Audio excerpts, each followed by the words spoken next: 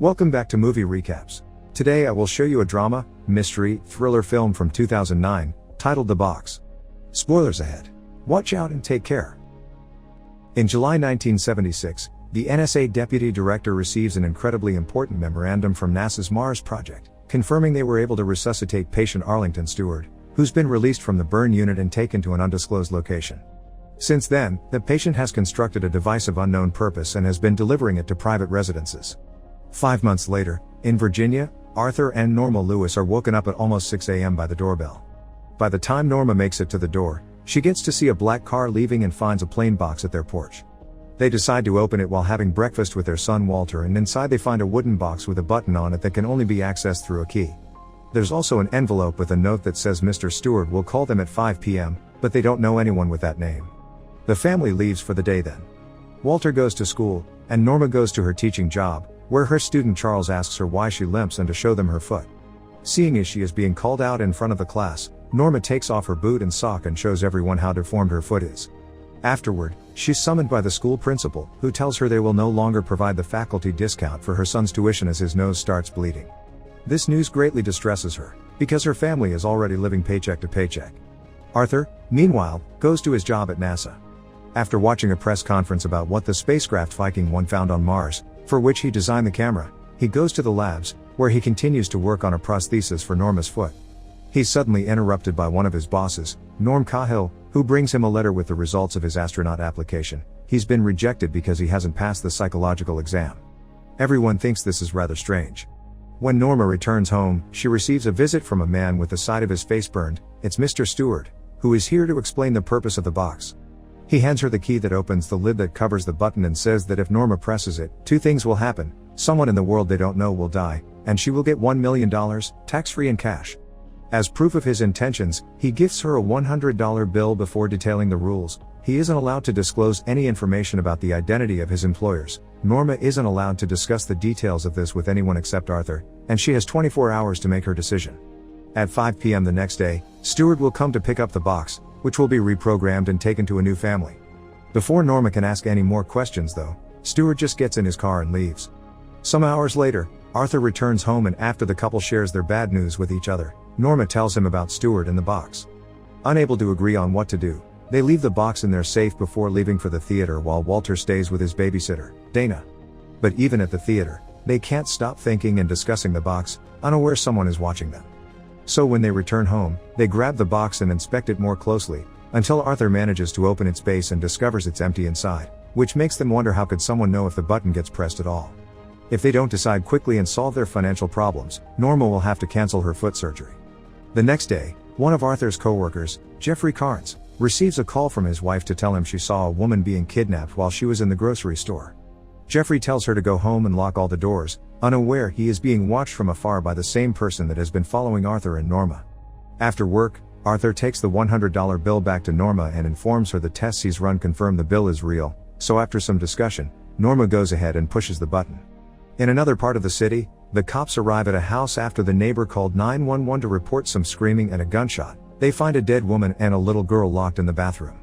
Moments later, Stewart visits the Lewis and gives them a suitcase with $1 million before leaving with the box, which he'll take to a new person they don't know. Arthur follows him to the car and tries to give him the suitcase back, but Stewart ignores him and drives away.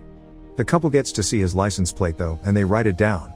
At the police station, Norma's father, Dick Burns, is working on the dead woman's case. They find out she's Jeffrey's wife, but Jeffrey himself is nowhere to be found, although some witnesses saw him run out of the house after the gun was shot. Later that night, Arthur gives Norma the prosthesis he's made, which fits her perfectly and allows her to walk without pain or limping. Afterward, they go to the rehearsal dinner of Norma's sister's wedding, where Charles is working as a waiter. Norma's parents are raffling the donated gifts for the holiday season, and the first winner is Arthur, who chooses the plain brown box, which looks like the one Stewart left them, after Charles flashes him the peace sign. He takes it with him to the table and opens it with Norma, finding inside a picture of Stewart from when he still had his whole face. Moments later, while having a drink with Charles, Arthur gives him Stewart's license plate number so he can use his police resources to find out who this man really is. He also cannot help noticing how Charles keeps on watching him, so he asks another guest about him, getting upset when he hears this kid embarrassed his wife in front of the class. Meanwhile, a waiter with a bleeding nose tells Norma she has a phone call. It's Stewart, who tells her there will be consequences for having asked the police about his car. After hanging up, Norma rushes out of the room when she hears some noises outside. It's Arthur, who is aggressively confronting Charles for what he said to his wife.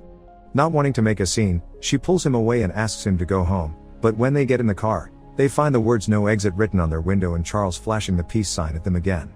Back in the house, Dana is doing her best to entertain Walter while ignoring the shadows outside the window, and they both fall asleep by the time his parents come back.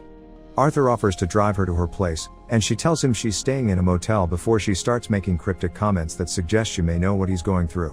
When Arthur asks her for advice, she responds to look into the light, then passes out with a bleeding nose. Trying to find some information to help her, Arthur looks inside her bag and finds an ID that says her name is actually Sarah Matthews, which he puts away in his pocket as Dana wakes up and starts freaking out, telling him he needs to leave because it's not safe for him there. When she enters the motel, every guest comes out to stare at her as she makes her way to her room, where she keeps a big board with a map and pictures of the Lewis family. The guests then go to the motel pool to stare at the water. Arthur returns to Norma and tells her Dana has lied about her name and the place she's from, and Norma explains this is what Stewart probably meant when he said he has employees that can tell him what they do. While looking at Stewart's picture, Arthur realizes he's seen him before and rushes to look at a poster of the first Viking trip to Mars. Stewart is there as one of the workers of the mission. The next day, Stewart calls Norma to warn her about possible consequences again. Norma asks him to meet in person, and when Stewart tells him he's in his backyard, Norma notices a random man outside, staring at her with his mouth open. Stewart hangs up on her at his hidden office behind NASA's wind tunnels. One of the NSA employees goes to see the NASA bosses to demand even more things, this time asking for the hangar and the lunar lander for activities he isn't allowed to explain but that will involve NASA employees. Kyle isn't happy with this, but he has no choice but to accept. Arthur visits Dick at the police station to see if he has any news about the license plate, which turns out belongs to an NSA car. When Arthur sees the pictures of Jeffrey's wife and hears she died at the same time they press the button, he asks it to take him to the crime scene. At Jeffrey's house, Arthur finds a picture of Stewart and something called Human Resource Exploitation Manual with some numbers under it, so he steals the picture for himself while Dick isn't looking. Meanwhile, Norma is shopping with his mother when a woman approaches her and tells her the NSA is letting him do it, that NASA can't stop him, and that the subjects are all under 40, happily married with a child. The woman also gives her a note with a number that Norma should follow when going to the Richmond Library and tells her not to trust anyone, not even her husband, before passing out with a bleeding nose. Both Norma and Arthur go to the library to see where the numbers they got take them. Norma finds a recording of the NASA hangar and the damage caused by the lightning that struck months ago. There's also a clip of a NASA press conference Stewart attended before the tragedy. After watching the whole video, Norma is guided by two women to where Stewart is waiting for her for a chat. He tells her that since he got struck by lightning, he's been in communication with those that control it. He also wants to know what Norma felt the first time she saw his face, because he thinks it probably was pity. Norma's answer, however, is love, because she knew how much pain disfigurement could cause in someone's life, but at least she could keep her hidden, while he had to carry his on his exposed face. After seeing him, Norma would never feel sorry for herself again. Surprised by her words, Stewart asks her to take his hand, and when she does, she falls unconscious. Arthur finds a book about lightning and a newspaper article about the time a NASA employee got struck by lightning, and as he leaves the room with it, he starts being followed by a group of library guests. He tries to leave through the reading room, but the people there also stand up to look at him, and his way is blocked by Stewart's wife, Clemeny, who tells him the library is for employees only and that they are all being tested. Then she takes him to another room where 3 gateways await on the floor. Arthur must choose carefully because only one is the path to salvation and the other 2 take you to eternal damnation. Clemeny extends her hand and starts bleeding as she activates the gateways, which become 3 columns of water, and Arthur doesn't hesitate to choose number 2 as he remembers what Charles signed to him during the party. As soon as he touches the gateway, Arthur is absorbed by white light and, moments later, he and the water show up in his room, floating above a sleeping Norma, who wakes up right before her husband and the water fall on the bed with her. Walter comes to check on them, and while cleaning, he tells Norma that last night she arrived home while looking like a zombie and didn't say anything, just went straight to bed. Meanwhile, Kyle secretly meets with the NSA employee, who tells him Stewart got hit by lightning 5 months ago and the reason why NASA never heard of him again is that he's something else now. He died after the accident, but several hours after he was taken to the morgue and locked in a freezer, a nurse heard him laugh, so he was transferred to a high-security military hospital. Since then, he has been demonstrating some extraordinary capabilities, like healing faster and halted cellular deterioration. Unknown to them, Stewart hears the whole conversation. Later, when asked by the NSA employee why he chose a box, he explains that homes, cars, and TVs are boxes, and they all erode the soul and the body, which is also a box that when it dies, is put in yet another box. Steward's test can be passed by not pressing the button, and these tests will be what will help his employers decide the fate of humanity. Nearby, all employees like Dana are being guided into a white light to prepare for another test in Massachusetts later at night. The Lewis family goes to Norma's sister's weddings, and while dancing, Arthur describes the light to Norma as a warm embrace, not here or there, but something in between, with no despair in the human heart. As always, they're being followed by Steward's men, but when Arthur starts feeling sick and goes outside, it isn't an employee that gets in his way, it's Jeffrey. Threatening him with a gun, Jeffrey tells him it's too late for him, but Arthur can still save himself and gets him in the truck with him. Walter and Norma, noticing he's missing, try to go after him, but a group of men arrive and kidnap them both. In the truck, Jeffrey shows Arthur some classified documents that said people with frontal lobe hemorrhage cannot be treated as employees. This is Steward's weakness. He hasn't found a way to get into people's minds without them noticing. He has all important agencies like the FBI under his control, but he can be killed. They've taken Arthur's son to the motel the same way they took Jeffrey's daughter, and he's being lowered into the pool, which is another gateway. Jeffrey had to kill his own wife for the sake of his daughter, who went through the same thing, and Steward made him choose between them.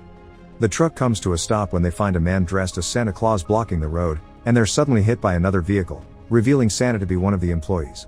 When the police arrive, however, they only find Jeffrey's body inside the truck. Arthur suddenly finds himself leaving a NASA hangar, and waiting there for him is Cahill, who tells him whatever he does next will have greater ramifications than he can possibly imagine. Arthur and Norma are taken back to their home, where Steward is waiting for them with a final test. He's locked Walter in the bathroom after he's been stricken blind and deaf, and now his parents must choose between two options: living the rest of their lives enjoying their money and dealing with a disabled son, or Arthur can kill Norma, which will give Walter his senses back and the money will be put into an account he can access when he turns 18. Furious, Arthur grabs the gun Steward has given them for the test and points it at his head, but Steward explains it's pointless. Killing him will only put Arthur in prison under a story nobody will buy, and someone else will be sent to replace him.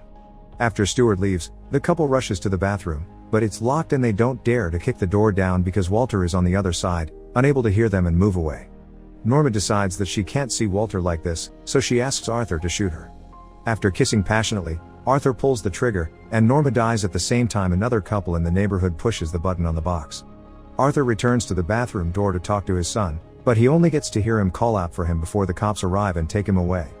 Instead of being sent away in a police car, however, he's put inside the NSA's black car, and Cahill tells Arthur not to worry because he'll take good care of Walter, who is now looking at him through the window with his recovered senses. Meanwhile, Steward retrieves the box from the other family's house, ready to hand it out to someone new. Make sure to subscribe and turn on notifications so you can watch more videos like this. Thanks for watching.